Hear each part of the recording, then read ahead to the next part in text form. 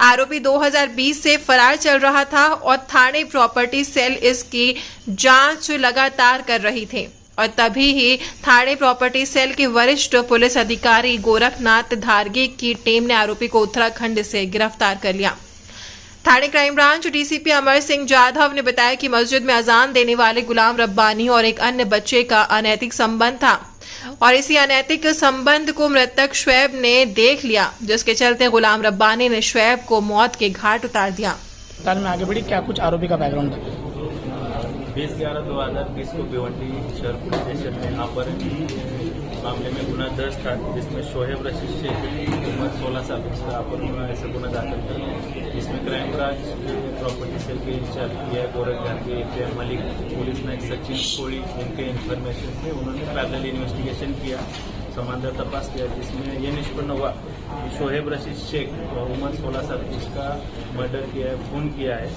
आरोपी गुलाम रब्बानी शेख इसको हमने उत्तराखंड से अरेस्ट किया है। अभी उसका पुलिस कस्टडी रिमांड 19 तारीख तक है, जिसमें अभी तक प्राइमरी इन्वेस्टिगेशन में ऐसा निष्पन्न हुआ है कि शोहेब रशीद शेख का मर्डर करने के पीछे गुलाम रब्बानी शेख के और एक बच्चे के पीड़ित के अनैतिक अनैसर्गिक संबंध थे। इसके बारे में मयत जो है शोएब, उसने वो प्रकार जो घटना देखी थी, इसके डर के मारे गुलाम रब्बानी शेख ने उसका मर्डर किया कि वो जाके लोगों को बताएगा कि ऐसे ऐसे संबंध लेकर के। अभी हमने वहाँ पे जाके बॉडी ढूंढने की कोशिश की तो हमको उसके बॉडी पार्ट्स, कुछ बोन के पार्ट्स वगैरह हमको अभी इन्वेस्टिगेशन में मिले। सर 2022 में ये पुलिस स्टेशन से ही बाहर से फरार हो चुका था, उसके बाद लगातार फरार था। कैसे जानकारी मिली कि जिस तरीके से उसको गिरफ्तार होना पड़ा, क्योंकि लोगों में आक्रोश था, माँ बाप की जो शिकायत थी बुरी? भिवंडी शहर में दूसरा उसके ऊपर गुना दाखिल था 23/2023 रेप के बारे में गुना दाखिल था। उसके बाद वो वहाँ से फरार था भिवंडी से। तो हमारे पुलिस ने जो यूनिट के सचिन कोड़ी उनके इन्फॉर्मेशन पे और टेक्निकल एनालिसिस पे हमने उसको उत्तराखंड से अरेस्ट किया। वहाँ पे वो मस्जिद में काम कर रहा था, उसका वहाँ पे दूसरा नाम बताया, वहाँ पे काम कर रहा था। सर ये मौलवी था या बांगी था? उसके बारे में इन्वेस्टिगेशन कर रहे हैं। क्या और लोगों के साथ भी इस तरीके की घटना इसने की है क्या? कुछ वो इन्वेस्टिगेशन में सामने आएगा। बाकी में कोई साक्षीदार है, विटनेस है और कोई पीड़ित है क्या, उसके बारे में टीम तपास कर रही है। खुलासा किस तरीके से हुआ कि उसकी जो बॉडी है, विक्टिम की जो बॉडी है दुकान में थी, इसका खुलासा किस तरीके से हुआ, किस तरीके से आपको पता चला इसे?